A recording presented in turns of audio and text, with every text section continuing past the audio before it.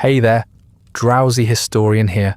Tonight, you are a mummy maker, the craftsman behind the curtain, standing in a workshop thick with heat, smoke, and the stench of bodies waiting to be unmade. You thought handling the dead might grant you a share in immortality.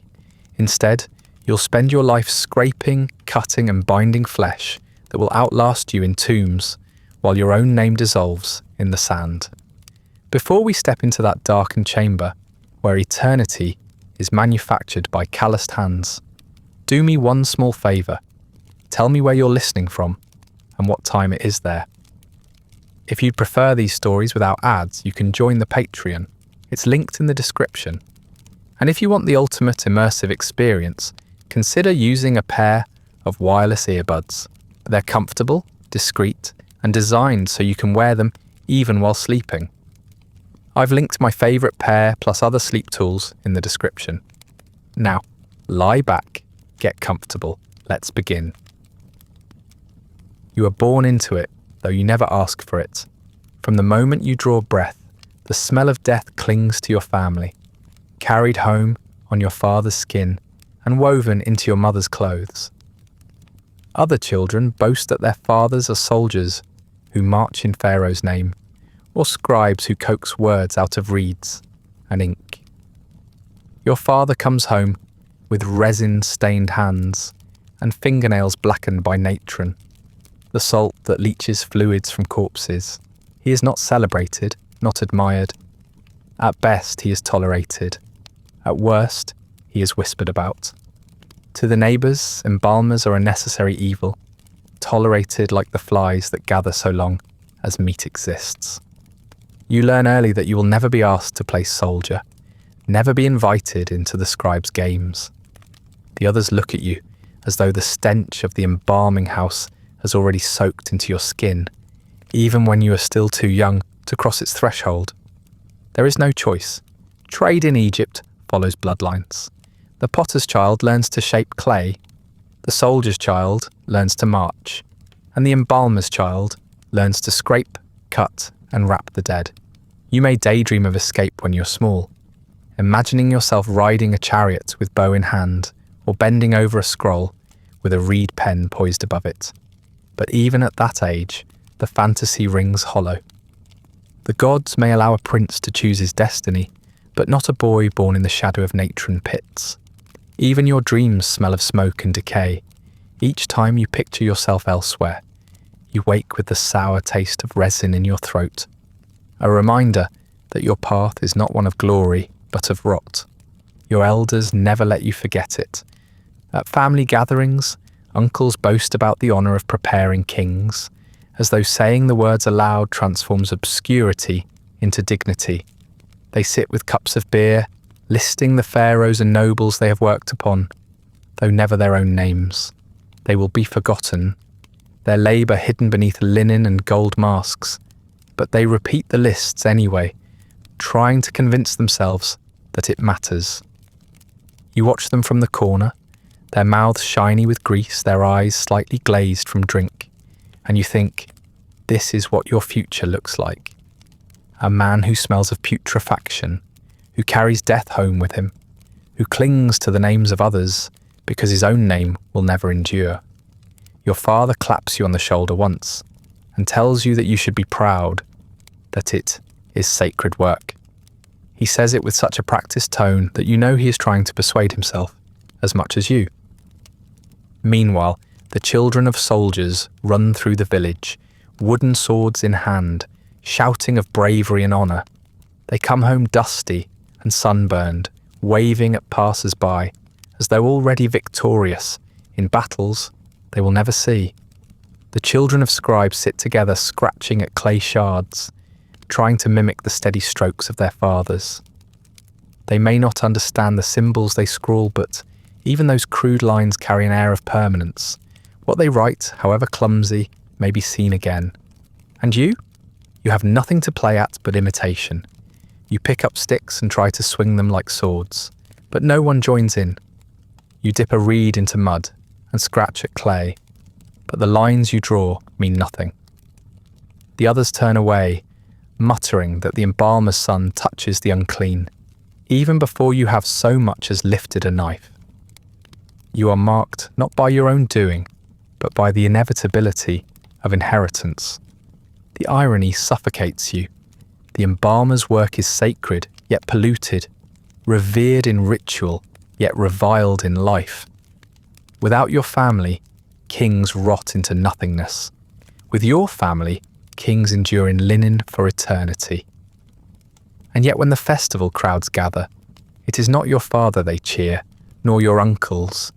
It is the soldiers on parade, the priests in procession, the scribes who hold scrolls aloft, as though the written word itself is divine. Your father is absent, your uncles are absent, your entire trade invisible. You understand early that eternity is for others. Your task is merely to preserve it for them. By the time you're old enough to fetch water or carry baskets of salt, you no longer ask why. The question answers itself through years of sidelong glances and muttered words. You belong to the trade, whether you want it or not. The workshop looms in your mind like a sealed tomb waiting to swallow you. You walk past its doorway often, watching shadows flicker against the walls, hearing the muted scrape of metal on flesh. The smell reaches you even in the street, a mixture of burning resin, spoiled fat, and something sweeter, something you cannot yet name but will soon recognize as the scent of decay turned liquid. Your stomach tightens each time, and you tell yourself you will never step inside. But of course you will. Everyone knows it. The neighbours may pretend to pity you, but their pity never runs deep. To them, you are already half inside, whether your feet have crossed the threshold or not. The first time your father speaks of apprenticeship, his voice is flat, not cruel, but resigned. He does not sit you down with ceremony, does not try to dress the moment in ritual or pride. He simply tells you that soon you will begin, as though announcing the turning of the seasons. You will sweep floors, carry jars, fetch oil and salt. You will learn the tools one by one, not through lectures or scrolls, but through watching and copying until your hands know the motions by heart. You will gag, you will stumble, you will curse the gods in private, but you will continue, because you have no other path, and he has no other words to offer. On the night before you begin, you lie awake staring at the ceiling, tracing patterns in the reed mats above your head. The house smells faintly of smoke and salt, your father's scent clinging even here. You think of the soldiers' children, already asleep with dreams of victory. You think of the scribes' children, their clay shards tucked under pillows, their fingers smudged with ink. And then you think of yourself, lying in a house where death is not a visitor, but a permanent resident, lingering in jars and cloths stacked in corners. You realise, with a kind of hollow clarity, that you have been apprenticed since birth. Tomorrow only makes it official. When dawn comes, you rise without protest. There is no point in resisting. Your father hands you a bundle of linen rags and leads you to the doorway of the workshop. The air grows hotter, thicker, the smell rolling out to meet you like a living thing. You step inside, the shadows closing around you. In that moment, whatever hope you have of escape slips away. The world of soldiers and scribes vanishes behind you. You are no longer merely the embalmer's son. You are the embalmer's apprentice. And you know, with the dull certainty of natron eating through flesh, that you will never escape these walls. The first time you cross the threshold, the air itself feels different, as though you're stepping not into a room, but into another realm. The world outside is already hot, the Egyptian sun pouring down on fields and streets, but inside the embalming house, the heat takes on a heavier quality, mixed with smoke, and the sour tang of bodies suspended between death and preservation. The light is dimmer here, cut by narrow slits high in the walls. Shadows pool in the corners, and they feel alive, as if they have been stained by centuries of death and refuse to leave. Your father does not pause to prepare you. He does not warn you of what you will smell or what you will see. He simply steps forward expecting you to follow, and so you do, swallowing hard as the stench of resin and putrefaction washes over you, like a tide. The scent clings instantly to your skin, as though the walls exhale it.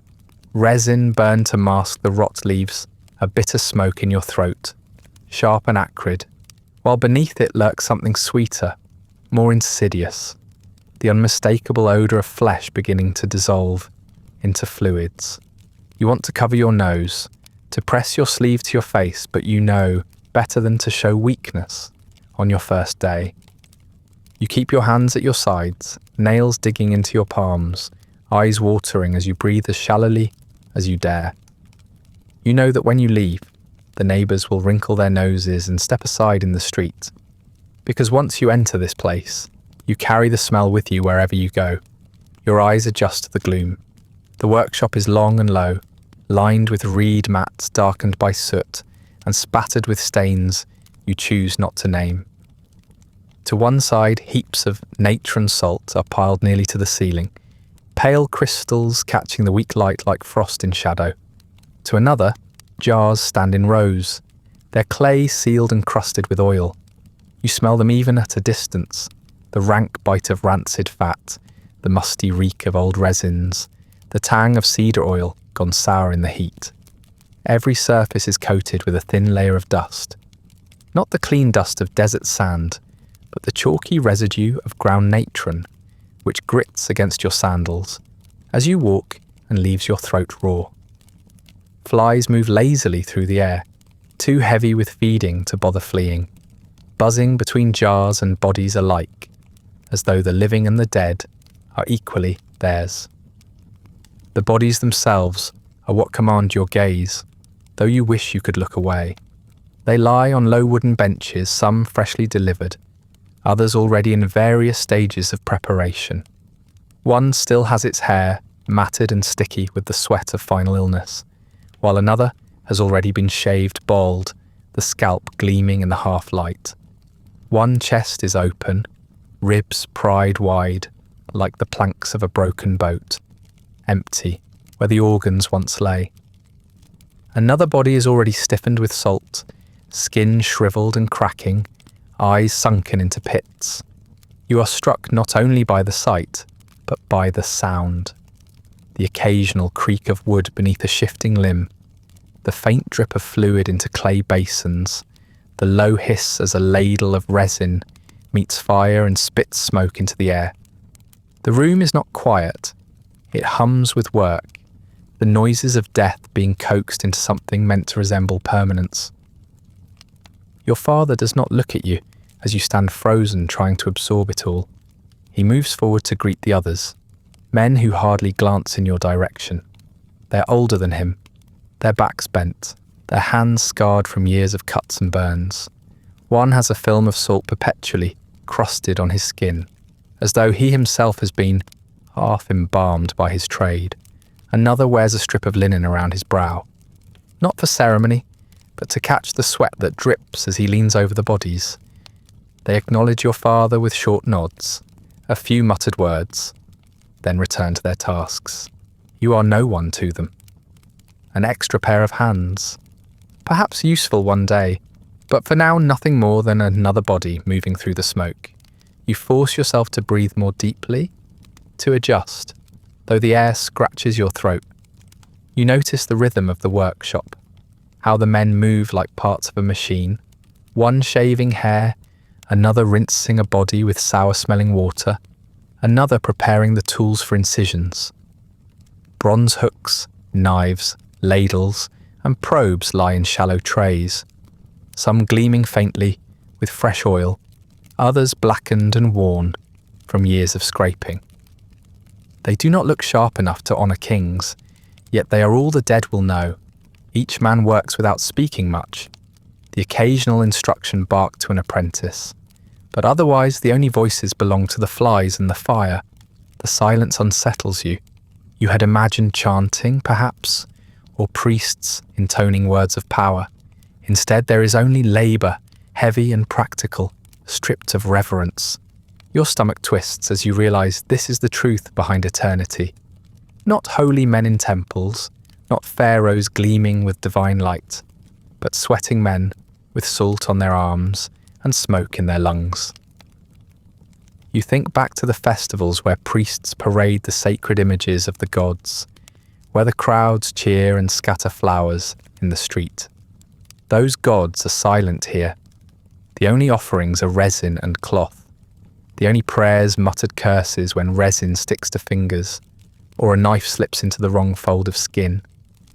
You realise the divine mask of the afterlife is built on this foundation of labour, carried out in rooms no one wants to see. And now you're part of it. Your father finally turns to you, eyes narrowed against the smoke. He does not soften his tone, does not acknowledge what it means for you to be standing here. He simply points to the corner, where flies cluster in a dark, buzzing knot around a bowl of offal. "Fetch that out," he says. "Sweep where they gather." His words are not cruel, but they are unyielding. You pick up a reed broom, its bristles stiff with old stains, and move toward the swarm. The smell intensifies as you approach, a wave of sweetness undercut by bile. Your eyes water as you lift the bowl, its contents sloshing, and carry it toward the door. The flies rise with it, enveloping you, sticking to your skin and hair, droning in your ears until you nearly stumble. You tip the mess into a pit outside, gagging as the air freshens only slightly, then return to the dim interior where the smell never lifts. Other tasks follow. You are told to carry jars from one side of the room to the other, their clay sticky and their contents seeping down the sides. Oils meant to preserve the skin leave a greasy trail on your arms. Resin shards crumble in your hands, leaving dark smudges that will not wash away. You sweep salt back into heaps, coughing as the dust rises, scratching your throat raw. Each task is small, repetitive, and humiliating, yet each binds you more tightly to this place. The older men barely notice your efforts. Though one mutters at you to move faster, another pushes past you with a basin and does not apologise when resin splashes across your feet. You begin to understand that apprenticeship is not instruction, but endurance. You are not taught so much as tested, and the test is whether you can withstand the smell, the filth, and the disregard long enough to become part of the machine. As the day drags on, you steal glances at the benches where the real work is done. You watch as a body is shaved, the hair falling in clumps that scatter across the floor. You watch as another man prizes open a chest, the ribs spreading with a sound that makes your teeth ache. You see a basin of organs carried away, the apprentice who bears it staggering under the weight, his face pale but determined. You glimpse the hands of your father, steady and sure, as he tilts a ladle of resin into a cavity, the smoke curling upward like a mockery of incense. You cannot yet touch any of it, but you know you will. Days pass and eventually you're asked to step closer to the benches. Until now, you've been little more than a shadow on the edge of the workshop, sweeping flies into corners, carrying jars sticky with rancid oil, and pretending not to stare at the work your elders perform. Today, your father beckons you with a small tilt of his chin, the gesture almost lost in the haze of resin smoke. His tone is as flat as always when he says, "You will help with the washing." He does not wait for your reply. He turns back to the body laid out before him, and you are left to follow, your stomach tightening with every step. The corpse on the bench is not a king, nor even a noble. It is some minor official, you're told, though the name slips through your memory even as you hear it. Names matter only to the priests who chant them. To you, the body is just another task.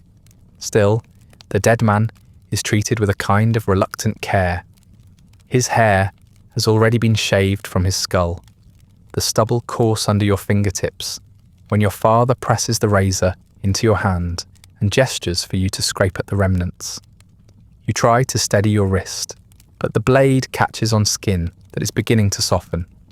A faint smell rises, something sharp and sour, the first whisper of decay. You gag behind your teeth, swallowing hard to keep your face still. The men around you notice every slip of expression, and you know you will not be forgiven weakness. When the shaving is done, your father instructs you to clip the nails. The fingers are stiff, curled as though still resisting the inevitability of death. You pry them open, one by one, forcing the blade under yellow crescents that crumble more than they cut. Bits of nails scatter onto the floor, joining dust and hair, indistinguishable from the detritus that already clogs the mats. The smell clings to your hands, a mixture of stale sweat and the faint sweetness of meat turning. You wipe your palms against your linen, but the odour does not fade. Already you understand why your uncle's hands carry a scent that soap never lifts. The washing begins after this. Your father pours water into a shallow basin and mixes it with bitter-smelling oils. The liquid coats the body, making the skin glisten in the dim light. He orders you to help rub it in, and you hesitate only a breath before pressing your palms to the corpse's chest. The skin is cold but slick, soft in places where death has already begun its quiet work. Your fingers slide across the ribs, over the hollow of the stomach, into folds of flesh that seem too human to touch.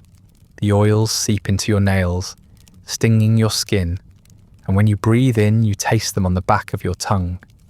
Each motion feels wrong, yet you cannot stop.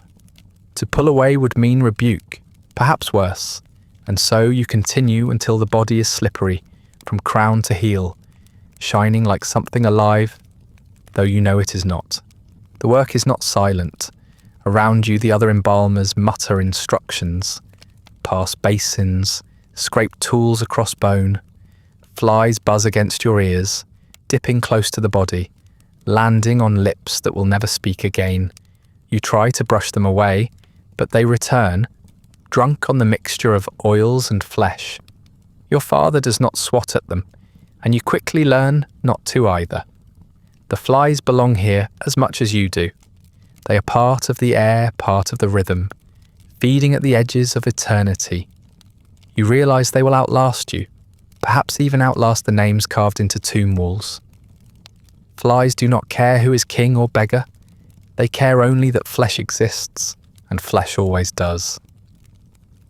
As you work, you notice the small indignities of death. The body twitches slightly when you press too hard, a trick of muscles stiffening.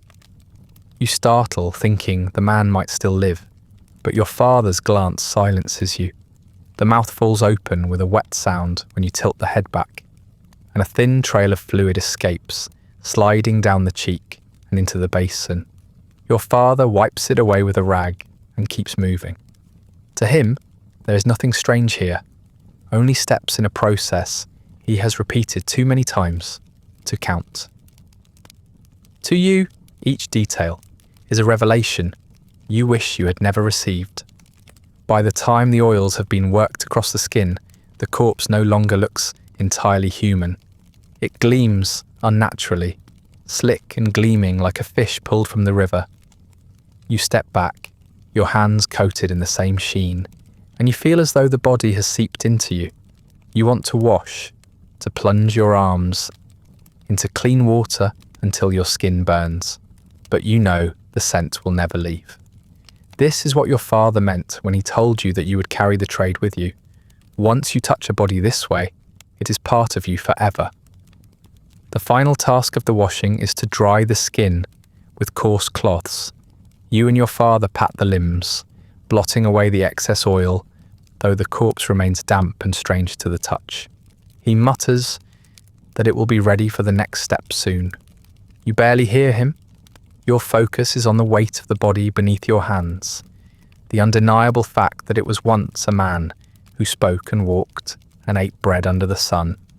Now he lies naked before you, his flesh reduced to a surface to be scraped, rubbed, and dried. You cannot stop yourself from thinking, this could be anyone, a neighbour, a friend. One day, yourself. The thought makes your skin crawl, but you do not speak it aloud. When the basin is emptied and the cloths are soiled, your father steps back, He wipes his brow with the back of his hand, leaving a smear of oil across his skin. He does not praise you or scold you. He simply nods once, as though acknowledging that you have crossed a line from which you cannot return. You are no longer only the apprentice sweeping flies and carrying jars. You have touched the dead, smoothed their skin, clipped their nails, and wiped the fluids from their mouths. The others glance at you briefly, their eyes flat, then return to their work. They know this moment too, and they know it means nothing. You are one of them now, though they will never say the words. You linger by the bench as your father moves on to another task. Your arms ache, your throat is raw, your hands are stained with oils and smells that will not wash away. You stare at the body, the first you have ever handled, and you feel no holiness in it. There is no glory, no dignity. There is only labour. You realise with sudden clarity that this is your life.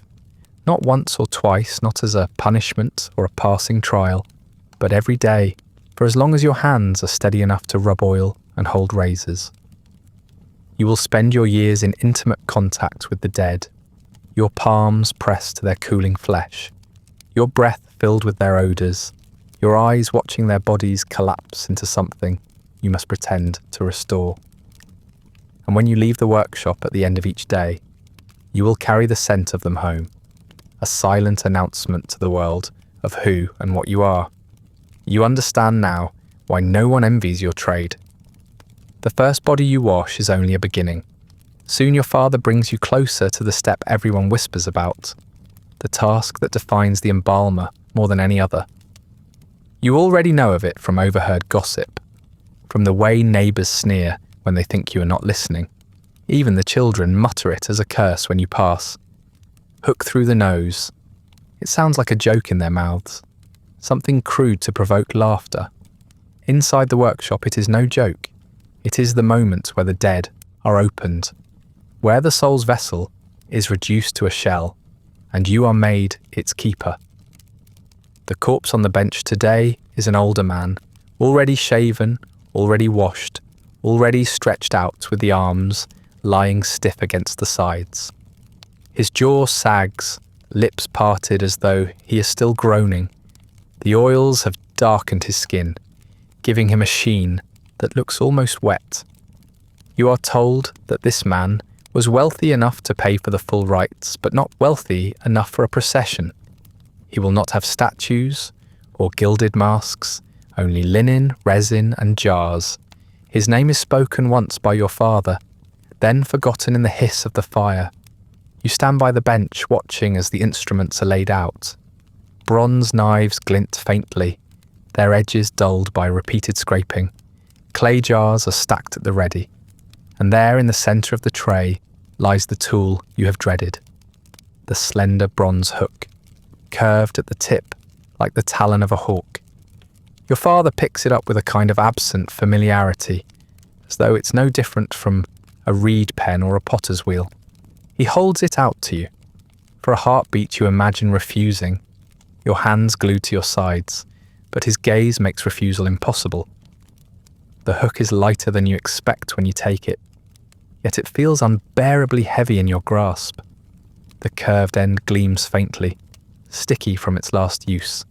You grip it too tightly, your palms already sweating, and step closer to the body. The others watch without comment, waiting to see if you will falter. The silence presses harder than any command.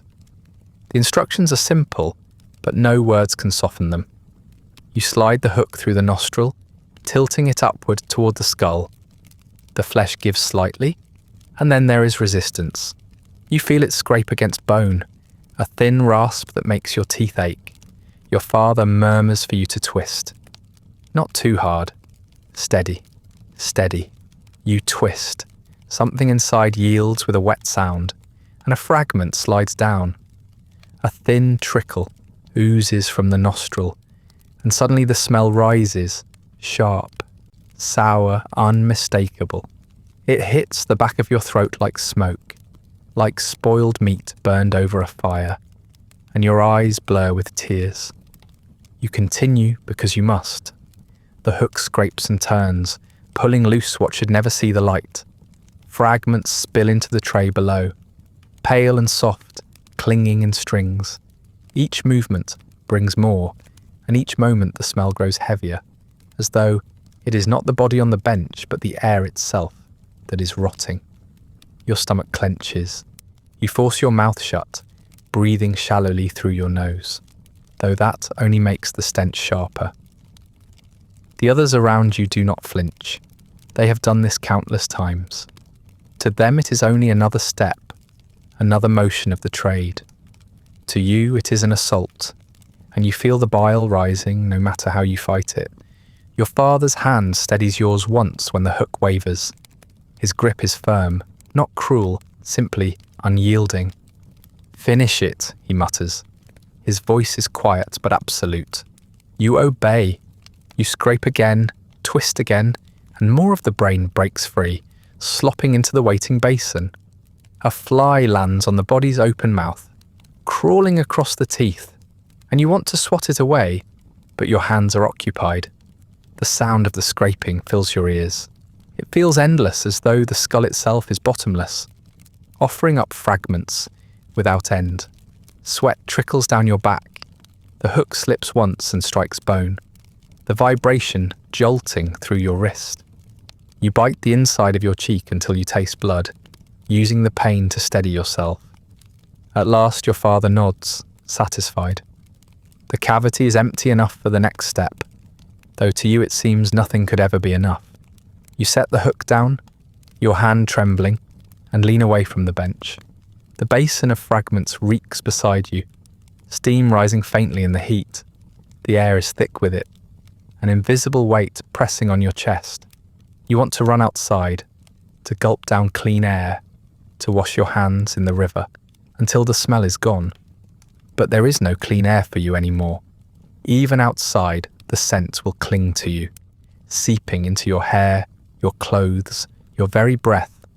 The men around you continue their tasks without pause. One gathers cloth, another prepares resin, to be poured later. To them this step is only one part of the chain, nothing worth noticing.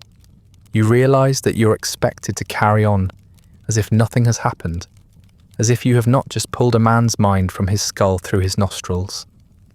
The realisation makes you lightheaded. The smell claws at your throat again, and this time you cannot hold it back. You gag, bending forward, spittle stringing from your lips. For a moment the room tilts, and you think you might collapse onto the bench itself. Your father's voice cuts through, sharper now.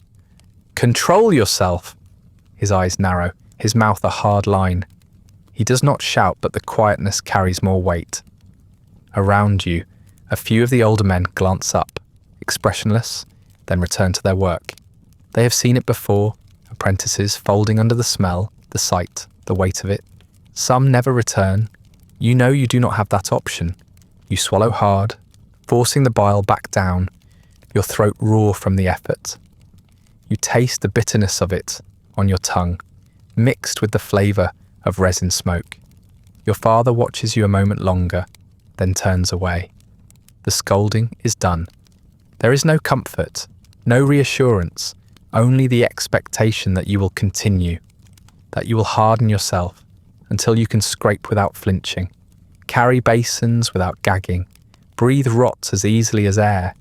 You wipe your mouth with the back of your hand, steadying yourself. The body still lies before you, silent, gleaming, waiting for the next indignity. And you know this is only one step. There are still intestines to remove. The smell of the brain still hangs in the air, coating your throat like grease.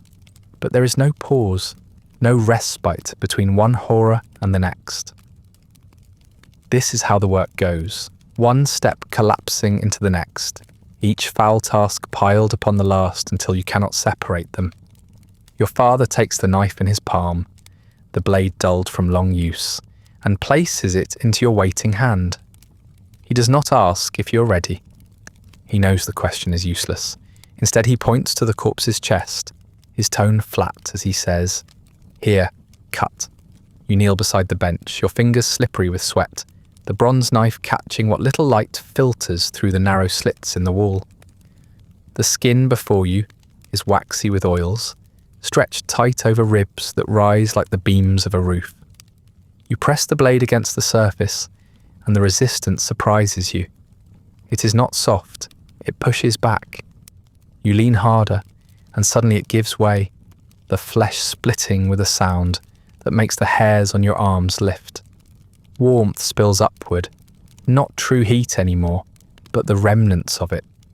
The last stored breath of a body that has not yet fully cooled. The smell erupts at once, sour, fetid, unmistakably human.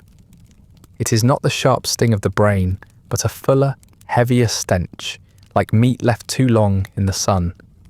You gag again, though more quietly this time, clenching your jaw as your father's presence looms at your side. The cut widens as you draw the blade downward. The skin peels back, slick with fluids that smear across your hands. The ribs are exposed, their white sheen dulled by streaks of blood and resin.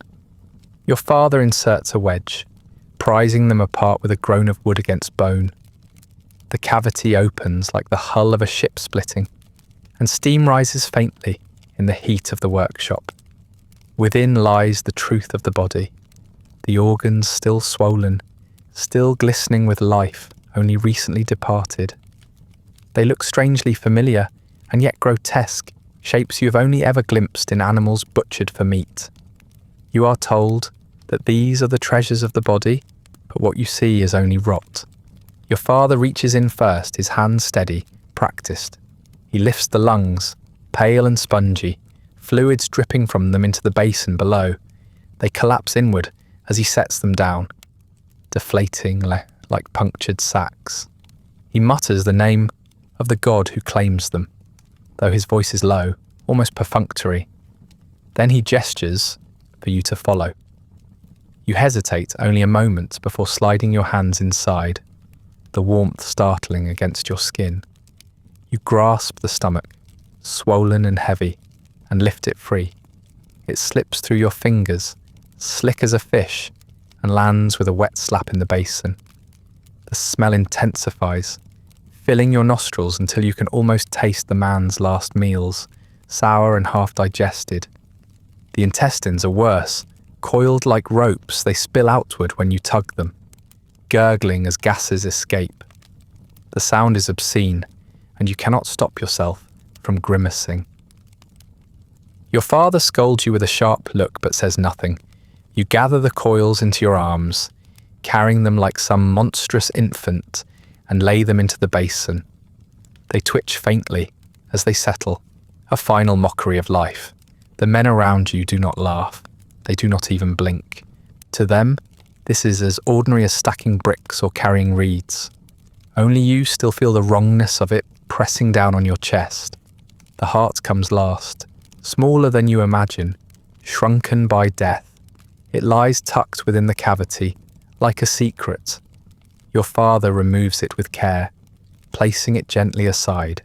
Sometimes it is left with the body, sometimes not. Today it is set aside for preservation.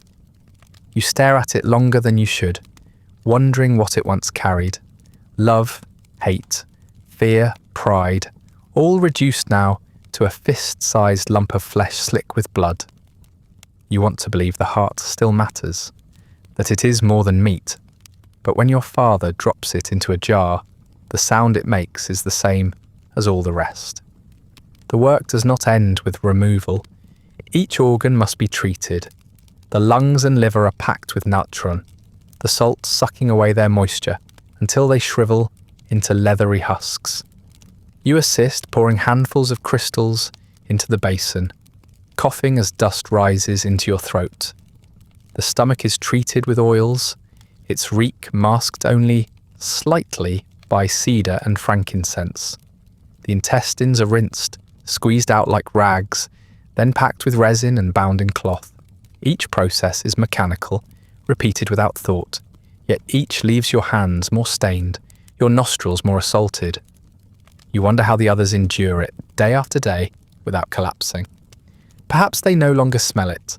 Perhaps they no longer feel. When the treatment is finished, the organs are placed into canopic jars. Your father hands you one, its surface cool against your palms. The clay is smooth, painted with figures of the protective gods. You lift the lid and stare into the carved face. The jackal of Duamutef, the falcon of Kebesenuef, the baboon of Hapi, the human of Imseti. Their features are frozen in calm vigilance, watching you with eyes that will never close. You lower the organ into the jar, listening to it settle with a sound too wet to ignore. Then you seal it with resin, pressing the lid down until the god's face peers out once more, serene and untouched by the filth beneath. You repeat the process with each jar, organs disappearing into clay until nothing remains on the bench but the gaping cavity of the corpse. You wipe your hands on a rag, though the stains remain, dark and sticky. The jars stand in a neat row now, their painted faces clean, their bodies heavy with what you have removed. They look almost noble, ready to be placed beside the dead in their tomb, to guard them for eternity. Before you can draw more than one shallow breath, your father directs you to another corner of the workshop. You know what awaits even before you see it. The air grows thicker, sharper, filled with dust that scratches at the back of your throat. The natron pits lie ahead, vast heaps of salt crystals piled against the walls like dunes carried in from the desert. Here is where the dead are left to dry, their bodies packed into the mineral that drinks away their fluids until only skin and bone remain. The jars may be sacred, the wrappings may be ceremonial, but this is the step that does the real work. Without the salt, everything rots. The pits themselves are shallow troughs dug into the floor, lined with reeds that crackle under your sandals. Piles of natron gleam in the half-light, pale crystals shifting underfoot like coarse sand.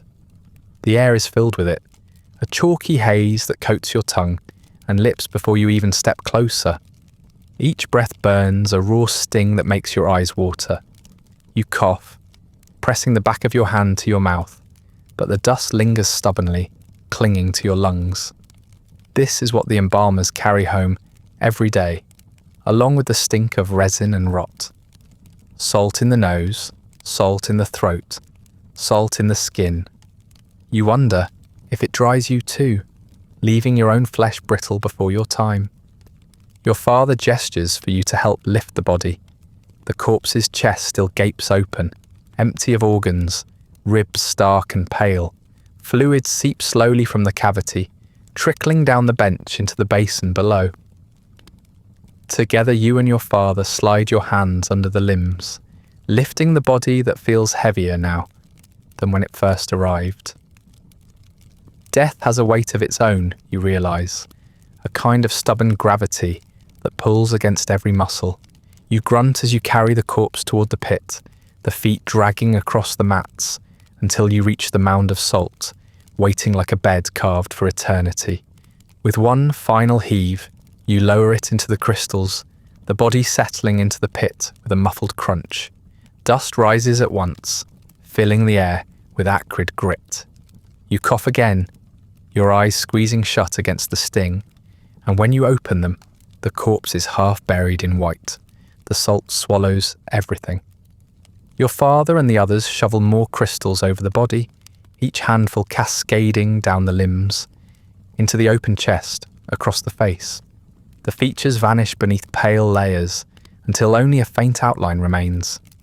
You stand back, the shovel heavy in your arms, and watch as the man is consumed grain by grain. There is no ceremony here, no chanting priests, no incense to mask the truth. Only the scrape of shovels, the rattle of crystals, the rasp of breath in throats rubbed raw. Eternity, you realise, is made by dust. Days pass in silence once the bodies are buried. You're told to turn them occasionally, shifting them deeper into the pits, ensuring that every surface is pressed against the salt. You push at stiffened limbs that crack like wood, flipping torsos that seem to groan with the movement. The crystals grind against your skin until your palms are raw, your nails caked white. You cough with each shift, natron dust puffing up around you like smoke. Sometimes it feels as though you are the one dissolving, your lungs drying, your tongue swelling against the roof of your mouth. You dream of water, but wake with only more salt on your lips. The pits hum with a kind of quiet horror. There is little sound except for the scrape of shovels and the occasional thump of a body being turned. The silence is not peace, it is oppression. Each corpse lies waiting, mute, while the salt creeps into every pore, every hollow. They are not truly gone. They are becoming something else. You imagine their eyes beneath the crystals, sockets staring upward, lips twisted into soundless protests as they dry into leather. You think of the men they once were, the meals they ate, the laughter they carried, the names they bore, all erased by a tide of salt. And yet it is a kind of immortality too. You know that, centuries from now, long after you are dust, these bodies may still endure. Not remembered, not honoured, but present, preserved better than the craftsmen who bury them. The air inside the workshop becomes unbearable on long days in the pits. The smoke of burning resin mingles with the grit of natron, filling your nose with a bitter blend of fire and dust. Your skin prickles as the crystals cling to your sweat, leaving crusts on your arms and neck that itch until you scratch them raw. You try to wash at the end of the day, splashing water over yourself, but the sting lingers. You smell of salt, even in your sleep. Sometimes you wake choking, convinced the crystals have filled your chest, that you're being embalmed alive. You sit up gasping, only to find your father snoring beside you, his own chest rattling with the same salt-coarsened breath. This is the sound of your inheritance, lungs reduced to bellows, each gasp a labour. The others show no complaint. They shovel and carry with the same weary rhythm. Their faces blank, their eyes red-rimmed. You wonder if they stopped noticing long ago, or if they notice and simply no longer care. One apprentice coughs so hard that he spits blood into the pit, the red vanishing at once under the white. No one remarks on it. The body he is turning is all that matters. Even the dead are treated better than the living here, surrounded by salt that keeps them safe, while your own body rots by degrees.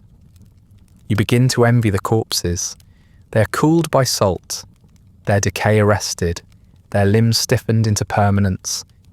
You, meanwhile, sweat in the heat, lungs tearing at the air, throat clogged with dust. The dead do not cough. The dead do not thirst. The dead do not carry the salt home in their hair, in their eyes, in the cracks of their skin. You feel as though you're giving more of yourself to them than you have to spare. Each time you shovel salt over their faces, you imagine you're burying yourself, grain by grain, sinking into the same pit, invisible, forgotten. Your father tells you to work faster, to keep the pits even. His voice is hoarse, ground down by years of the same dust. You obey without reply, your arms moving as though separate from your will, scooping and pouring, scooping and pouring. The sound of crystals falling becomes a rhythm in your ears, a lull that numbs thought. You no longer count the bodies, no longer register their faces. They are only shapes to be swallowed by the pale tide. The gods may judge their souls, but you judge only the firmness of the salt against their flesh. When the task is done, you wipe your mouth on the back of your arm, leaving a smear of grit against your lips. The taste is sharp, burning, unshakable. At the end of one long day, your father signals that the pits are ready to rest. The bodies will remain for weeks, perhaps longer, until they are dried to husks fit for resin and linen. You step back, shoulders aching, lungs raw from coughing. The silence hangs heavy, broken only by the faint crackle of salt settling. Weeks pass before you see the bodies again. After they are buried in the natron pits, silence covers them like a second shroud. You tend the salt, turn them when instructed, and cough until your lungs feel as dry as the crystals themselves. But the work becomes mechanical. By the time your father calls you to lift one from its bed of salt, the corpse no longer resembles the body you once cut into. It is stiff now, brittle, its skin drawn tight across bone, like cured leather. The fluids are gone, the softness of decay replaced by hardness. The dead man has become something else, neither living flesh nor dust, but a husk waiting for its disguise. You and another apprentice haul the stiffened shape back to the benches, salt cascading from its limbs as you go. The crystals patter to the floor like rain, but the body makes no sound when it strikes the wood. It is as though it has lost the weight of life along with its moisture, hollow now, fragile. You half expect it to break apart in your grip. Instead it lies rigid, staring at the ceiling with sockets like pits of shadow. The natron has preserved it, but not kindly. Whatever dignity the man once had has been stripped away. What remains is a shell, ready to be lacquered into eternity. Your father begins at once. He orders resin heated over the fire, the thick black substance bubbling in clay bowls. The smell rises pungent and acrid, coating the air heavier than smoke. You cough, but the others do not. They are used to it, their lungs long since accustomed to breathing through the haze. You step closer to the bench when he gestures, a ladle thrust into your hand. The resin is sticky, viscous, clinging to the bronze as you lift it. With a nod, he signals for you to pour it over the corpse. The liquid spreads slowly, seeping into crevices, hardening almost at once into a dark sheen. You smear it with your palms, rubbing it into skin that feels like parchment. It clings to your fingers, tacky and hot, and no matter how carefully you work, strings of the substance stretch and snap, sticking to your wrists and elbows. Soon your arms are coated, sticky and shining.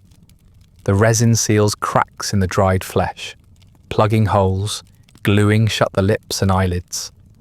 The face disappears beneath it.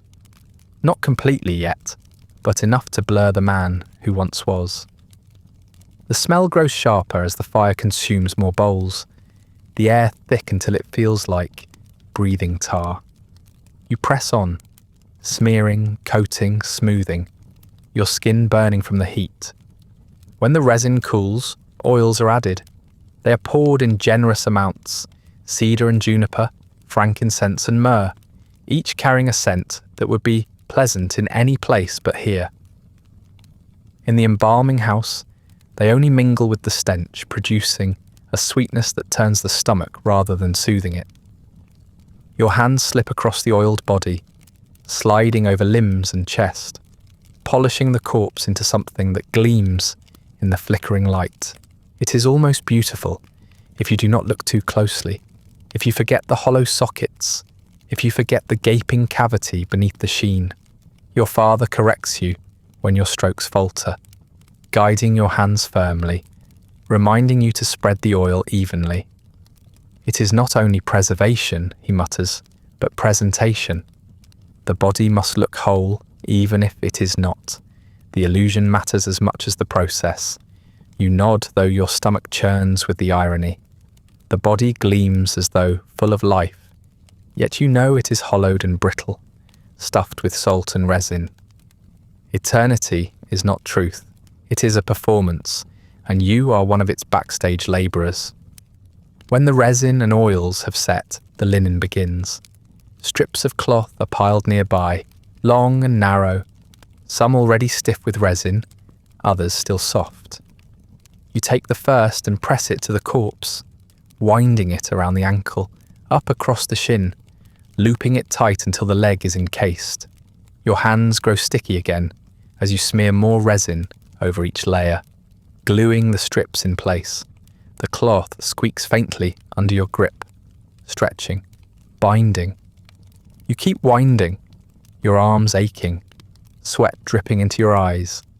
One strip ends, another begins, and still the limbs are not covered. Time loses meaning in the wrapping. Hours pass without measure. You and the other apprentices take turns, circling the bench, winding and smoothing, until your backs ache and your shoulders throb. The linen drinks resin greedily, hardening into stiff layers that squeal when bent. You coat them again, sealing every edge until the smell of burning cedar and pine fills your head.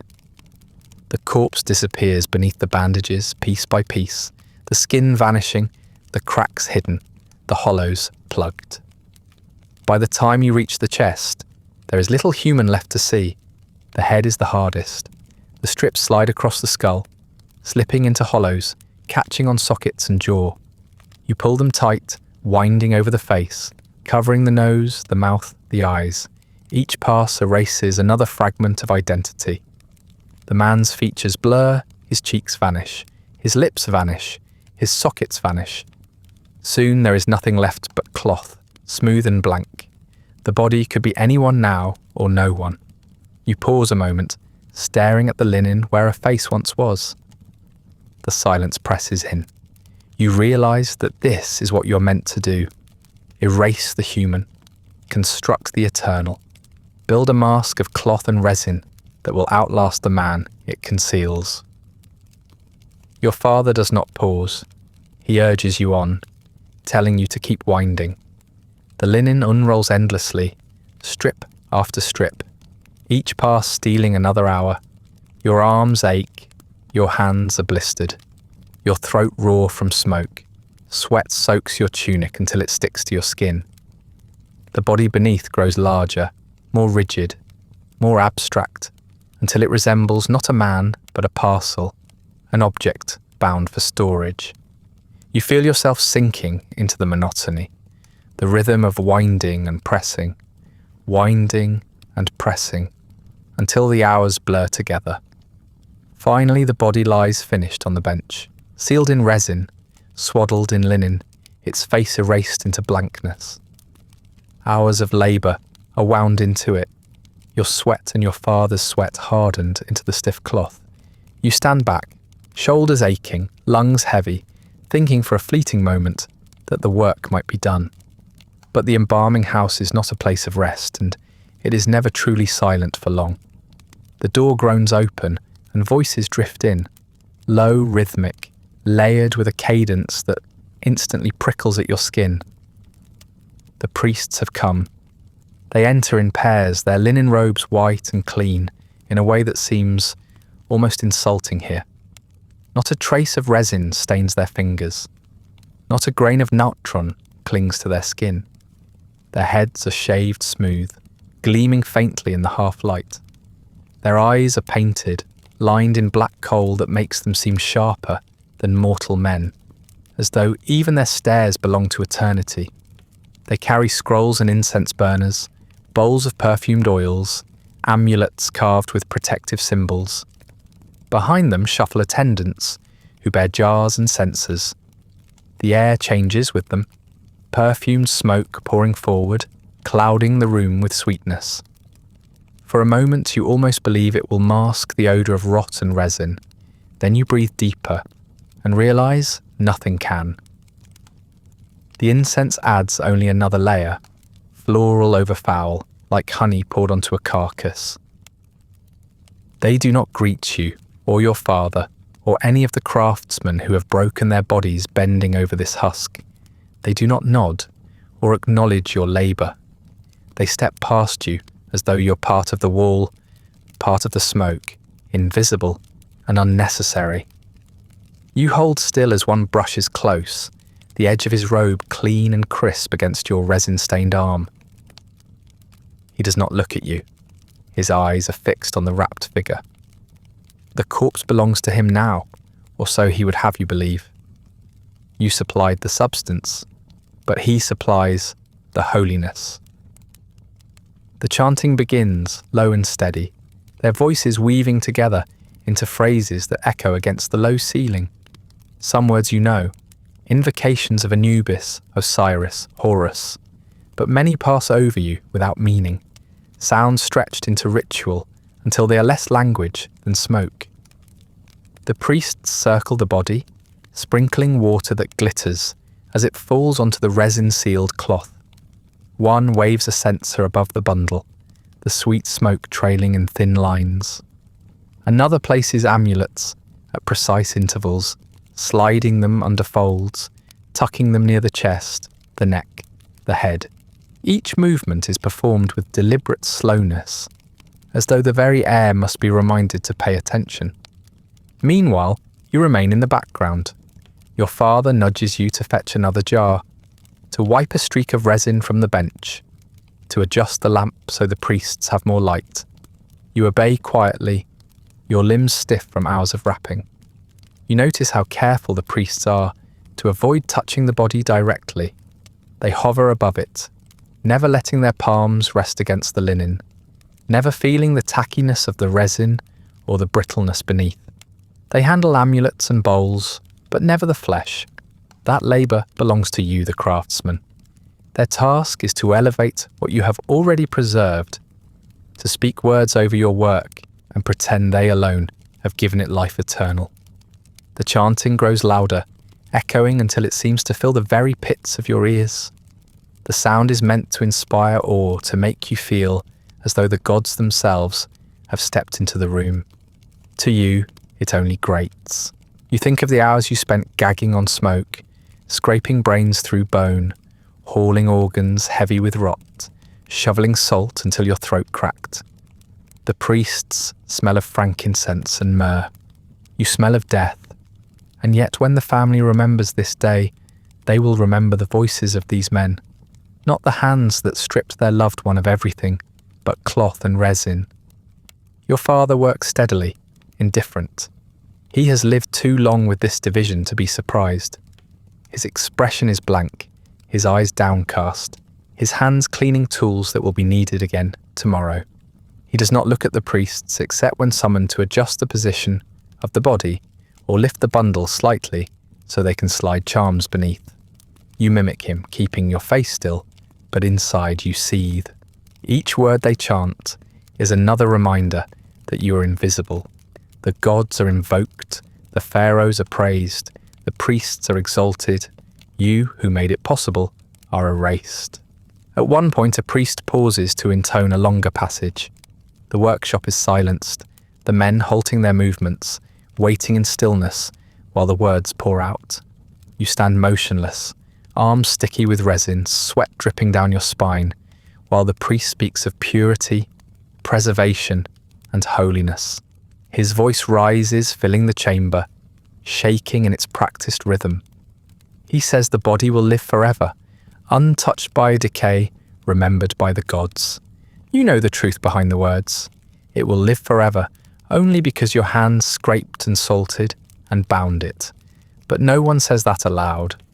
When he finishes, the priests nod to one another, and the work resumes. Your part is unmentioned. Hours pass this way, a strange blend of labour and spectacle. The priests continue their circling, their chanting, their perfumed smoke. You continue cleaning, fetching, adjusting, forgotten, except when needed. The wrapped body lies still, silent, gleaming faintly in the lamplight. In your mind, it has already become a parcel, a bundle destined for burial, but in their voices, it is a holy vessel, a bridge to eternity. You find yourself watching them with a bitterness that tightens your chest. They will leave here with their robes still spotless, their names still intact, their voices still echoing. You will leave with smoke in your lungs and resin hardened into your skin.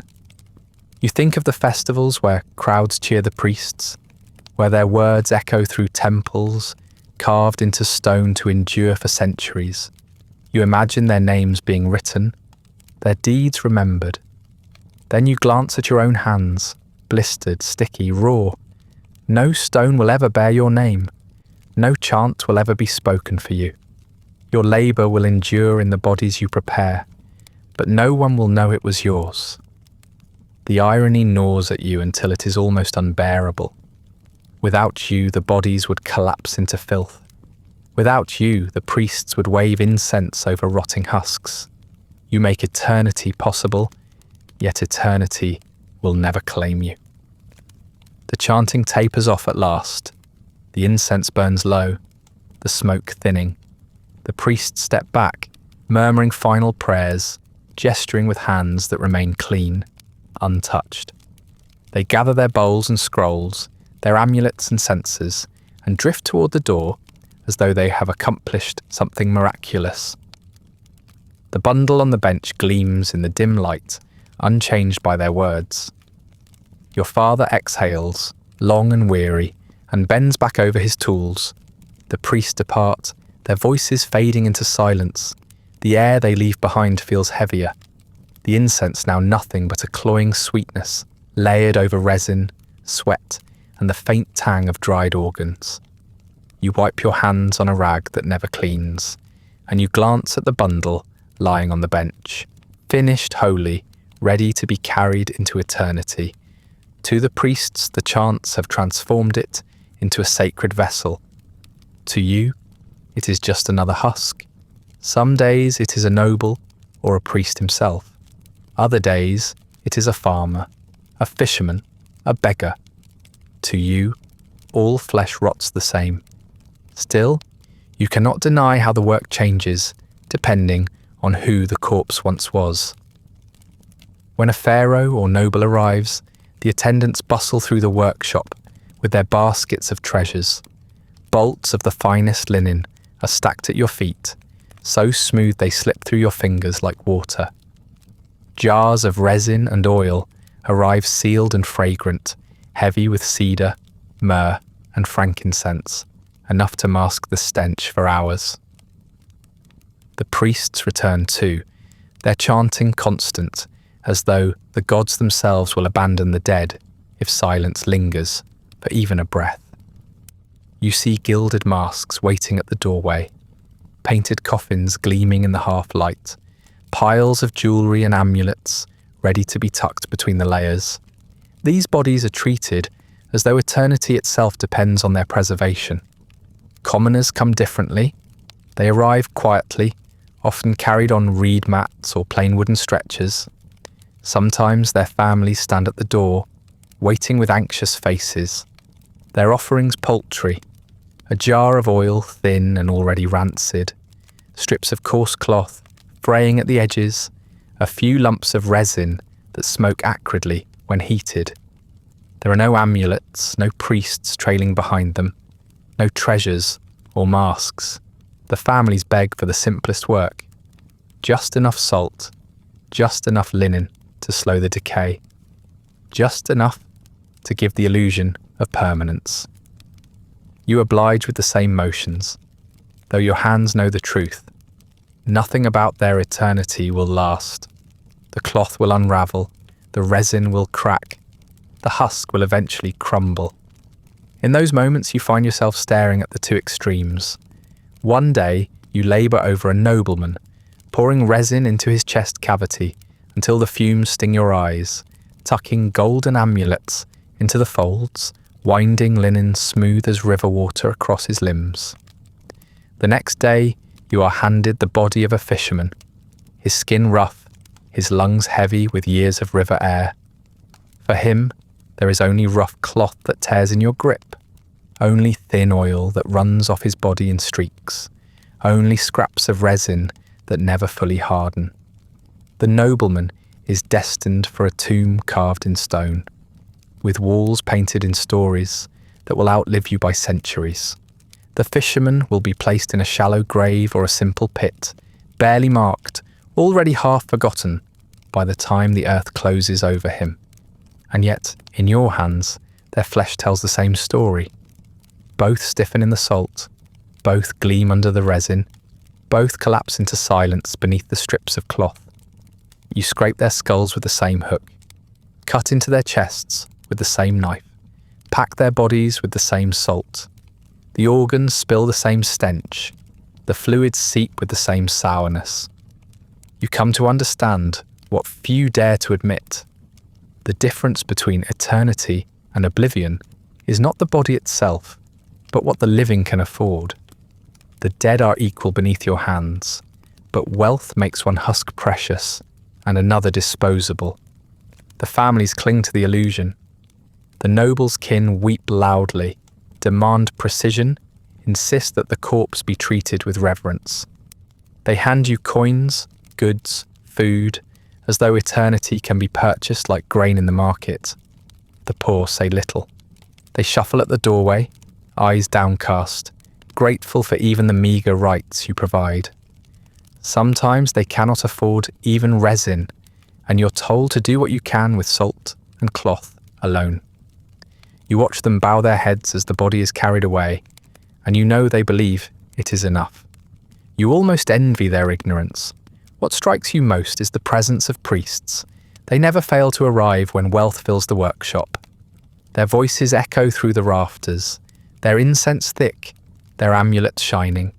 They bless the noble dead with long speeches, with chants that seem to stretch for hours. But when a farmer or beggar lies on the bench, there is no priest to be found, no incense, no chant, only your father's muttered instructions, the scrape of tools, the buzzing of flies. Holiness is rationed like linen and resin, measured by coin and rank. You learn quickly that the gods themselves, or at least their servants, keep tally of wealth. You try once to voice the thought aloud. It is late, the workshop emptying, and you whisper to your father that all the bodies look the same in the end. He turns on you sharply, his eyes narrowing. Do not say that, he warns. The gods hear. But the warning carries no real belief. You see the weariness in his face, the bitterness in his mouth. He has thought the same thing for years, but has swallowed it until it hardened into silence. You do the same. You do not speak the truth again, but it lingers in your chest every time you see a priest wave incense over a body, no different from the beggar you scraped the day before. You learn to measure eternity in materials. Fine linen means a longer remembrance. Gold amulets mean prayers will be said for centuries. Painted coffins mean the dead will remain visible even after their bodies collapse. Rough cloth, rancid oil, plain jars mean silence, decay, disappearance.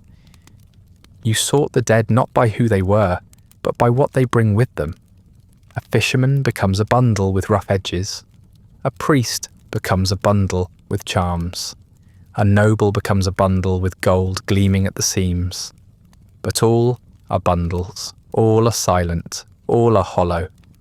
One day, two bodies lie side by side. A noble woman, her skin still perfumed, jewels gleaming faintly on her wrists. Beside her, a peasant boy, ribs sharp against his skin, eyes still wide as though shocked by death. You move between them, helping where your father directs. You smear resin across both, tuck linen into cracks, adjust the jars. By the end, they are indistinguishable, save for what adorns them. The noble woman is covered in smooth linen, gold mask prepared, amulets pressed against her chest. The boy is bound in rough cloth, his face left bare, his organs stored in plain clay jars. You step back, staring at them both, and the unfairness presses heavy in your lungs. Two human lives that reduced to bundles, one destined to be remembered, the other to be erased. It is then that you begin to see eternity not as a gift, but as a hierarchy. The gods may claim all souls are judged, but the bodies tell a different story. Gold buys remembrance, linen buys time, incense buys holiness. Without these, a man is no different from a dog left to the desert. You feel the bitterness harden in you. Sharper each time you hand a painted jar to a priest, each time you smear resin on a body that will be buried with nothing. You come to resent the lie as much as the labour. Days bleed into one another until you can no longer say when you worked on a noble's husk and when you wrapped a peasant's bones. Time blurs, and what remains is not memory, but repetition. You wake with salt in your throat, with resin stuck under your nails, with smoke clinging to your hair. You fall asleep with the same, dreaming of nothing but the faces you erase and the jars you fill. Your body forgets the difference between rest and labour. You are an embalmer always, even in your dreams. Your skin absorbs the smell.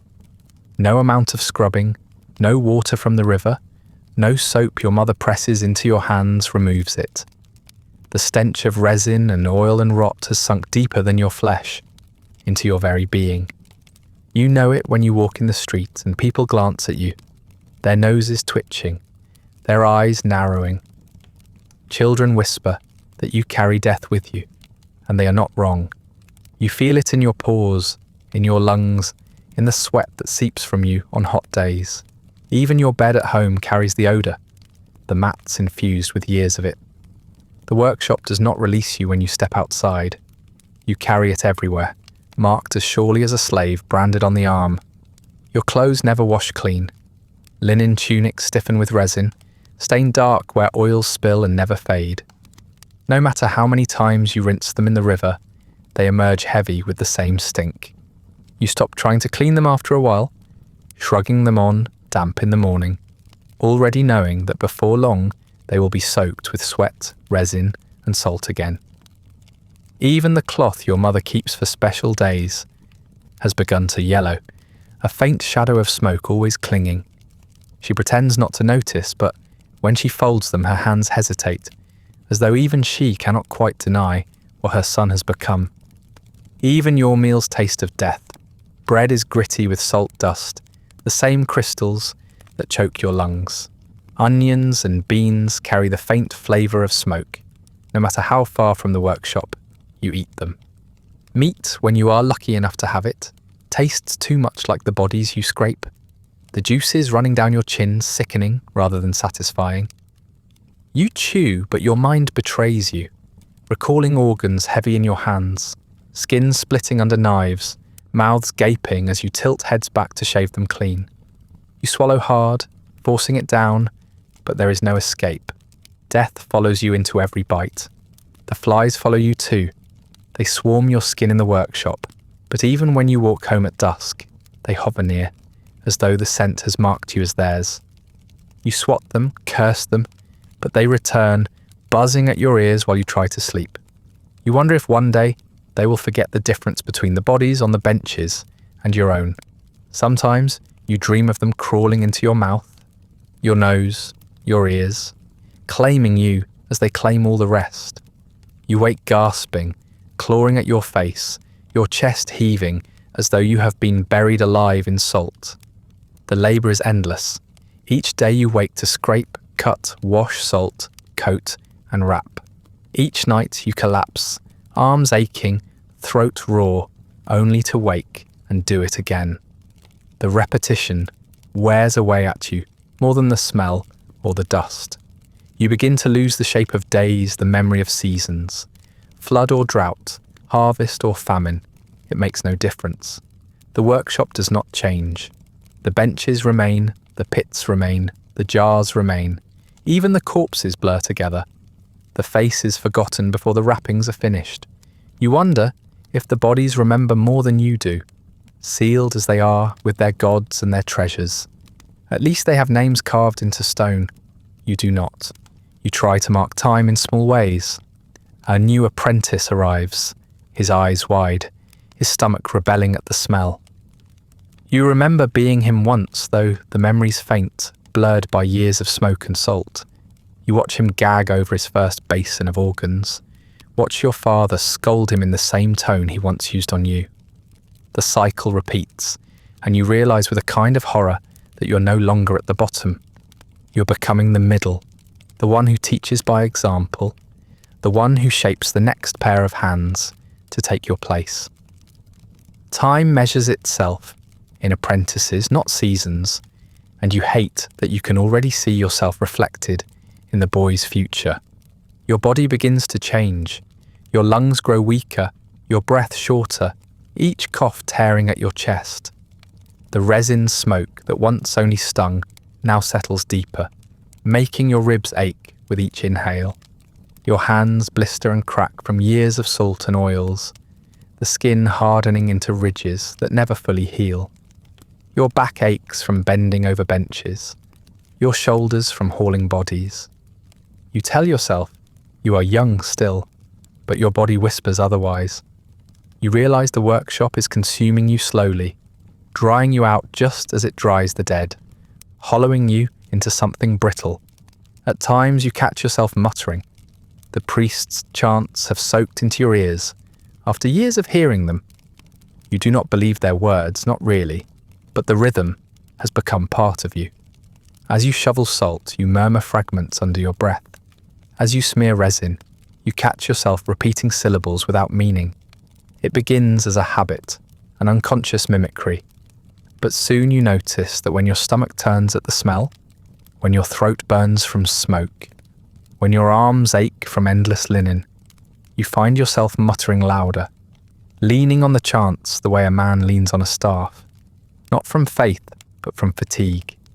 Your father hears once and frowns, but he does not scold. He mutters too sometimes, when he thinks no one is listening. The words spill into the workshop, not as belief, but as noise, as rhythm to carry the weight of hours. You join him, your voices weaving together in low tones that sound almost like prayer. The irony does not escape you. You, who resent the priests, now mouth their words, not because you believe the gods are watching, but because you hope, faintly, that habit alone might trick them. Perhaps if you mutter enough, if you let their words ride your breath, the gods will mistake you for worthy, even though you know better. Years pass, though you hardly notice them slipping away. The days are too alike to mark. The seasons outside change. The Nile floods and recedes. Harvests are gathered. Famines bite. But inside the workshop, nothing alters. The benches remain the same. The salt heaps never diminish, always replenished. The resin burns, the smoke fills your lungs. The linen gets added strip after strip. Your arms grow harder, your lungs weaker, your back more bent, but still you return each day. The bodies arrive and you prepare them, as though the cycle itself is eternal. One morning your father tells you simply that another boy will join the work. He says it without ceremony, as though announcing the delivery of more jars or linen. You know what it means before the boy even appears. You are no longer the youngest pair of hands in the workshop. You have become the one others will look to for guidance, whether you want the role or not. When the boy enters, his eyes dart around the room, wide with fear, his nostrils flaring as the smell of resin and rot strikes him for the first time. He swallows hard, but you see the colour drain from his face. It is the same look you carried once, though you do not like to remember it. You set him to sweeping first. It is the task always given, the least dangerous, though no less foul. The boy pushes a reed broom across the floor, scattering flies and resin flakes, coughing as salt dust rises into his throat. He glances constantly toward the benches, toward the bodies laid out, unable to look for long, yet unable to keep his eyes away. You recognize every flicker of his fear because you lived it yourself. Your father watches too, but without comment. He knows the boy's fate already. There is no path but forward. Soon your father instructs you to show him more. You hand the boy a basin of water and tell him to wash the corpse's skin, to shave the hair that clings stubbornly to the scalp. His hands tremble so badly that the razor slips, leaving shallow gouges. He gasps, horrified, expecting punishment. You steady his grip, guiding his hand, telling him flatly that the dead do not protest. The smell unsettles him most. When he leans close to clip the nails, the sour stench of decay rising through the oils makes him gag. He turns aside, retching, his shoulders shaking. You watch and feel a strange mix of pity and bitterness. Once that was you, choking on the same stink, scolded for weakness. Now you are the one telling him to hold steady. When the time comes for his first incision, you are there. Your father places the knife in his hand, just as he once placed it in yours, and tells him to cut. The boy hesitates, sweat beading on his brow, his mouth pressed into a thin line.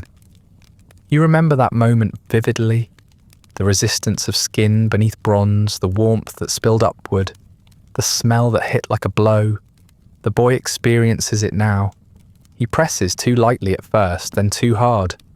the blade sinking deep with a wet sound. His face pales, his body trembling, his breath coming in gasps. You feel the nausea rise in him as though it is your own. You mutter for him to continue, to keep his hands steady, though your voice sounds strange to your own ears, echoing your father's tone more than your own. He falters again when the organs spill out. The gurgle of intestines makes him flinch. The heat of the cavity makes him recoil.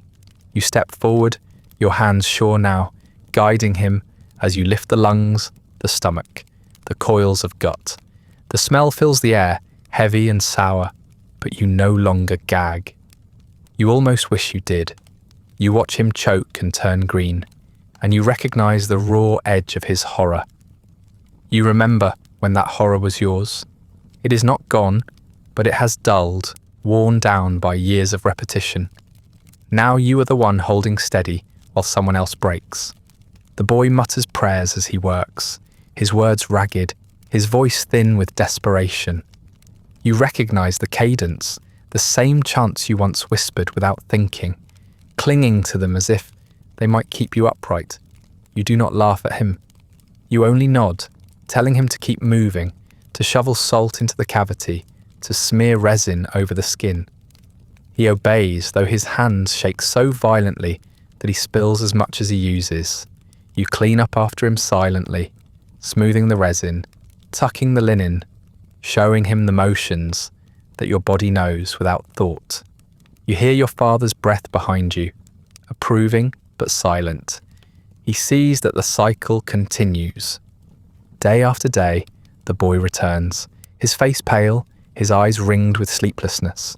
He coughs from the smoke, stumbles under the weight of bodies, shivers when flies land on his face. You remember all of it. You remember how your stomach turned with each meal, how you felt coated in grease that never washed away. He suffers the same, and you know what he does not yet know. He will not escape it. Already the stench has marked him.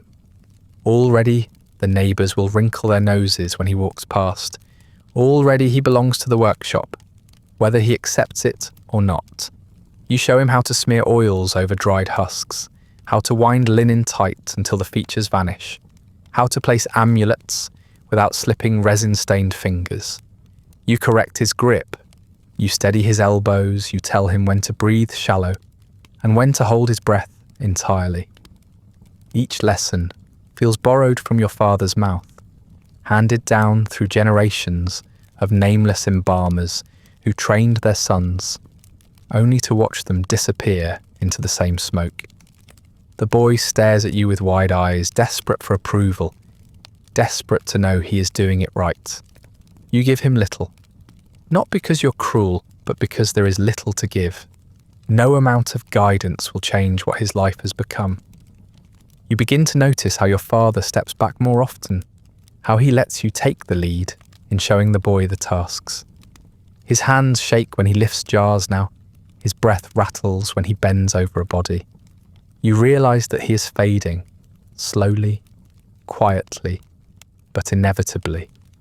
And with his fading, your place has shifted. You are no longer the apprentice. You are the master in waiting. The thought does not fill you with pride. It fills you with dread, with the suffocating sense that the cycle has no end. One evening, after the workshop empties, you sit alone on a bench, staring at your hands. They're cracked, stained, the skin ridged from years of resin and salt.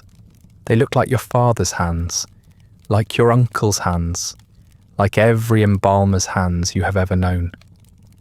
The boy's face flashes in your mind, pale, drawn, horrified, and you remember your own reflection from years before. You see how it will unfold. One day he will stand where you stand now, guiding another trembling boy through his first incision. One day his hands will crack, his lungs will cough, his back will bend, and one day he will recognize the same truth. The cycle turns endlessly, one nameless embalmer after another, swallowed by the same walls, the same smoke, the same anonymity. One day the workshop is different. You feel it before you even enter. The air outside hums with a strange tension, neighbours whispering in the streets, servants hurrying past with bundles of cloth and sealed jars. Inside, the benches are cleared, the tools laid out in meticulous rows, the floor swept more thoroughly than usual. Your father's voice is lower when he speaks, the others moving with a gravity that borders on reverence. A pharaoh has died. The workshop prepares a great king. The body arrives not on a reed mat or a rough stretcher, but in a gilded bier carried by soldiers. Attendants flood in behind, their arms laden with oils, resins, spices, bolts of linen so fine they gleam in the lamplight.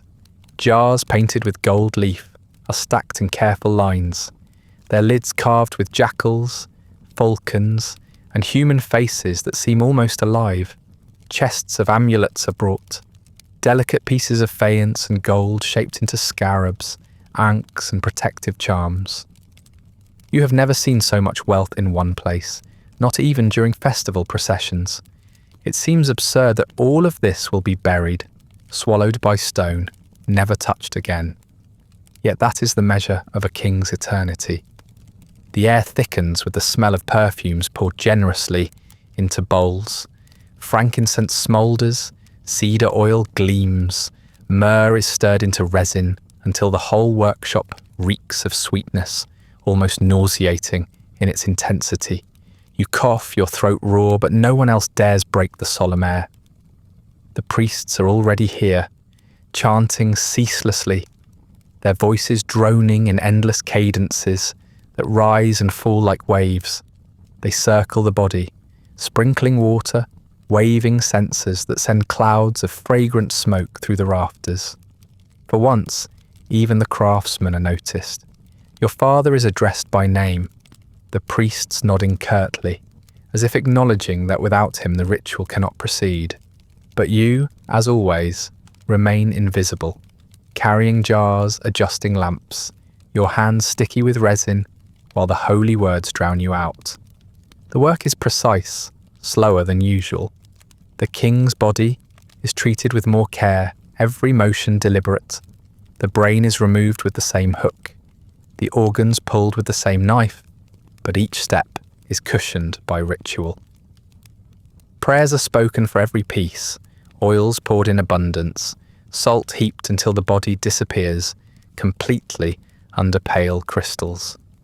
You shovel alongside others, the dust coating your arms, your eyes watering. Yet you know no one in the city will picture this when they imagine their king. They will not see the pit of natron or the coughs racking your chest. They will remember only the gold, the chants, the splendour. Weeks later, when the body has dried into a rigid husk, it returns to you for wrapping. The linen is the finest you have ever touched, smooth as water, stronger than any reed. You wind it strip after strip, resin flowing over your hands, amulets pressed between each layer until the bundle gleams with both wealth and sweat. The face is covered not with linen alone, but with a mask of hammered gold, its features calm, eternal, untouched by the filth beneath. You stare at it for a long moment, wondering if the gods themselves will be fooled. The face is beautiful, gleaming in the lamplight. Beneath it, the skin is cracked, the mouth stuffed with rags, the eyes hollow, but no one will ever see that again. The tomb waits. You hear rumours from the attendants, chambers painted with scenes of battles and hunts, ceilings carved with stars, walls inscribed with prayers that will outlast empires. Chariots are prepared to be buried, their wheels gleaming with bronze. Slaves are sent to accompany their master, their fates sealed by decree. Food, drink, clothing, weapons, treasures, all piled high, ready to vanish into stone. The entire city seems caught up in the spectacle, artisans labouring day and night to carve and paint, priests rehearsing their chants, soldiers drilling in preparation for the procession. Outside, people murmur that the gods themselves will walk when the king is laid to rest. Inside, you keep your head bowed, resin hardening on your fingers, knowing you are part of the illusion. When the day comes, the streets fill before dawn. Families crowd together, lining the avenues, waiting to glimpse the passage of eternity. You stand among the other craftsmen, your body sore, your clothes stiff with salt and resin, your skin reeking despite the perfume smoke poured over the procession. Soldiers march at the front, their spears glittering, their shields catching the sun. Priests follow, chanting so loudly that the ground seems to tremble. Incense pours in thick clouds, the smell overwhelming, drowning out the less pleasant scents beneath. Behind them, the bier carries the wrapped body, the golden mask gleaming as though lit from within. The crowd wails and cheers, tearing at their clothes, beating their breasts, showering the path with flowers. You march too, though not at the front. You and your father and the others file behind, the anonymous hands that made this spectacle possible. You clutch a jar, not because it matters, but because someone must carry it, and no one else will. The people do not look at you. Their eyes fix on the priests, on the gold, on the mask that glitters in the light. Some point and cry out when the bier passes, convinced they have seen the face of eternity. None point at you, none cheer for the resin-stained hands that scraped, salted, and wrapped. You are invisible, a shadow moving in the dust of the procession. The tomb doors gape open when you arrive, the stone arch towering above. Inside, torches flare, casting flickering light across painted walls. You help carry jars and amulets, setting them carefully in place, though your arms tremble from exhaustion. You watch as treasures are lowered, as slaves bow their heads and disappear into darkness, their chains rattling one final time. The priests chant louder, their voices echoing against stone, promising eternity to the king who lies beneath the mask. You know the truth. Eternity has been bought, carved, wrapped, painted, buried under gold. But it is eternity nonetheless, and you are one of its silent builders. When the last chest is carried in, when the last priest mutters his prayer, the stone door is dragged closed. The sound grinds through the earth. A final seal, a final breath. The crowd erupts outside, wailing and cheering, voices rising like a flood. The city mourns and celebrates in the same breath, convinced their king has joined the gods. You step back into the sunlight, blinking, sweat running down your spine. Around you, the priests raise their hands, their names shouted, their holiness praised. Families embrace, neighbours chant, flowers scatter through the air. The entire city seems alive with grief and pride. And you? You are one more shadow filing out with the crowd. No one sees you. No one speaks your name. You walk with resin on your skin, salt in your hair, smoke in your lungs, unacknowledged. Time passes again in repetition, in the scraping and packing and winding. At first you hardly notice how your body begins to betray you. The change comes slowly, hidden in the monotony. But one day, you realize the cough that once scratched your throat, only after long hours, now follows you into the morning.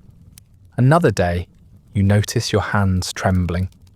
Not with fear, as they did when you were an apprentice, but with fatigue that never leaves. Years of fumes and dust have hollowed you out. Your lungs ache with every breath, as though the smoke has carved grooves inside your chest. You wheeze when you lift heavy jars, sputtering when you try to laugh at the rare joke muttered by another worker. The cough comes often, sharp and tearing, leaving the taste of iron on your tongue. You know it is not illness that will pass. It is the slow corrosion of your trade, a sickness born of resin smoke and natron dust, one that marks all embalmers sooner or later. Your father died a few years ago, his body carried into the desert, with no resin, no linen, no jars. The workshop did not pause for him, nor did the priests chant. You thought then that the same ending waited for you. Now you feel it creeping closer with every cough. Your hands betray you next. Once steady, they now shake when you hold the hook or the knife. The trembling is subtle at first, a faint quiver when you scrape inside a skull, a slight jerk when you pour resin into a cavity. You try to hide it, pressing your palms against your thighs, flexing your fingers until they ache, but the tremor always returns. It is not fear anymore, not the weakness of youth. It is the slow rot of your body, the muscles growing tired of years spent gripping tools and hauling corpses.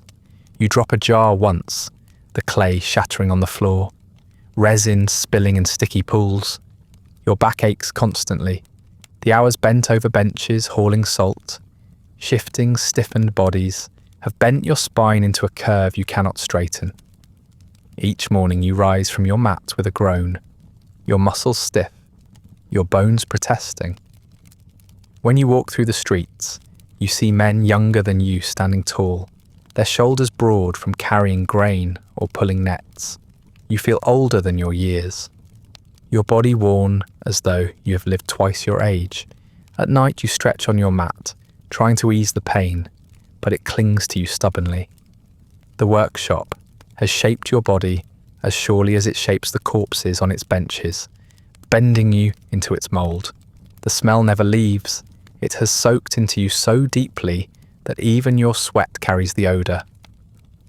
People in the streets step aside when you pass, wrinkling their noses, muttering that the embalmer carries death. Children avoid you, their games stopping when you approach. You feel their eyes on you, their whispers following. You no longer try to wash it away. Soap and water do nothing. The smell is your skin now, your breath, your very being. You wonder if the gods would even recognize you apart from it. The boy you train gags at the smell of the brain, coughs at the dust, mutters the priest's chants under his breath, just as you once did. You see the same fear in him, the same nausea, the same slow surrender. You correct his hands, steady his grip, scold him when his eyes wander. You hear your father's voice in your own and you hate it. The boy looks at you as though you hold wisdom, but you know it is only weariness. There is no escape for him either. He is already marked, already swallowed by the smell and the smoke. Sometimes you pause during your work, staring at the husk before you, and realize that your own skin has begun to feel the same. Dry, cracked, hardened from years of resin and salt. When you cough blood into a rag, you wonder if your lungs are shriveling the same way the organs shrivel in the basins. When your back locks in pain, you wonder if your spine is stiffening like the dried bodies you turn in the pits. You begin to see yourself reflected in them, preserved not for eternity, but for exhaustion. Each corpse is a mirror, a warning of where you're heading. The irony is sharp. You labour to preserve others, to dry them, to coat them, to bind them against decay. You spend your life ensuring that kings and beggars alike endure longer than nature intends, and yet your own body betrays you daily, decaying while you still stand. Your lungs collapse, your hands tremble, your back bends, your flesh weakens. No salt will dry you into permanence, no resin will seal your cracks, no linen will hide your withering. You are rotting in life, even as you preserve the dead. Your decline grows heavier with each season. The cough never leaves you now, tearing through your chest until your ribs ache. Salt dust grinds against your lungs when you breathe. Resin clings to your throat like tar, and your back bends so sharply that you can no longer stand straight. Your hands tremble, even when they rest, so that the knife shakes in your grip. The hook slips. The resin drips unevenly. The younger apprentice takes on more and more of the work. He moves with the same awkward fear you once had, though steadier now, more confident, while you sag against the wall, coughing into a rag spotted with blood. The workshop no longer belongs to you. It never did. It only swallowed you whole, and now it is spitting out what remains. When the end comes, it is quiet. You do not die among resin jars or salt pits. You die in your narrow room, your chest rattling like a cracked jar, your body shrunken and thin. There are no priests to chant, no incense to mask the stink of illness, no amulets to guard your heart. The others of your trade are busy preparing clients who can pay. You are not one of them. Your kin cannot afford oils or linen or jars. All they can do is carry you out on a reed mat, just as countless poor were carried before. You spent your life preparing kings for eternity, but for you, there is no eternity at all. The desert takes you without ceremony. They dig only a shallow hollow in the sand, not even enough to hide you fully. The sun beats down on your body, already stiff and thin, already marked by years of labour. No salt is heaped upon you, no resin poured, no linen wound tight. The sand slips loosely over your limbs, scattering as the wind picks up. A few words are spoken, hushed and hurried, but they are not the chants of priests. They are the sounds of farewell made by those who can give no more. Then they leave you, their shadows receding back toward the village, and you are left with the silence. The sun is merciless.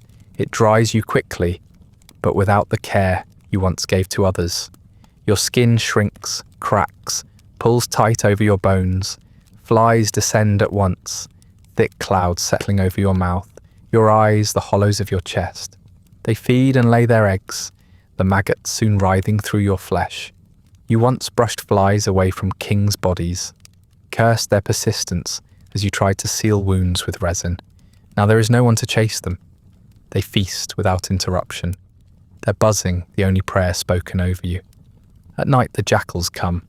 Their paws scrape at the sand, their noses twitching at the smell of meat. One digs at your shallow grave, pulling your arm free, its teeth tearing through what little flesh remains. Others follow, snarling and snapping, scattering bones into the open.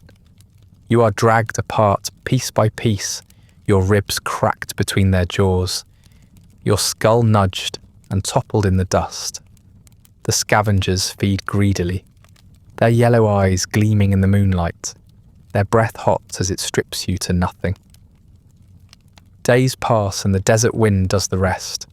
It blows the sand over your bones, then uncovers them again, scattering them farther, grinding them down grain by grain. What remains of your flesh withers, curls, flakes into dust. Your bones bleach in the sun, brittle and bare, until they splinter and vanish. There is no linen to hold you together, no resin to bind you, no jars to keep you safe. You rot in the open, claimed by beasts, by insects, by wind. You disappear, unmarked, unseen, unremembered. Meanwhile, the kings you embalmed lie sealed in their tombs, their bodies gilded and preserved, their names carved into stone. Priests will chant their names for generations. Families will leave offerings. Scribes will record their deeds. They will endure because of your hands, because of the labour that hollowed you and filled them. Their eternity is secure. Yours is stripped away by sand and wind. That is the final irony. You preserved kings for eternity, yet the desert wind strips your bones bare. Your work endures forever, but your name does not. And that brings us to the end of tonight's quiet descent into the life of an Egyptian embalmer, a man who preserved kings in gold and linen, only to be cast into the sand himself, forgotten even by those who knew his name. Feel free to like, subscribe, or leave a comment with another forgotten corner of history you'd like explored next. If you'd like early access to more of these quiet descents into forgotten history, ad-free audio of the episodes, or just want to support the show, there's a link to the Patreon in the description. If you're listening on a podcast app, a rating or review helps more people find their way to these stories. And special thanks to the supporters who make this show possible, including our chroniclers, Andrew S. and Rich Davis. Sleep well.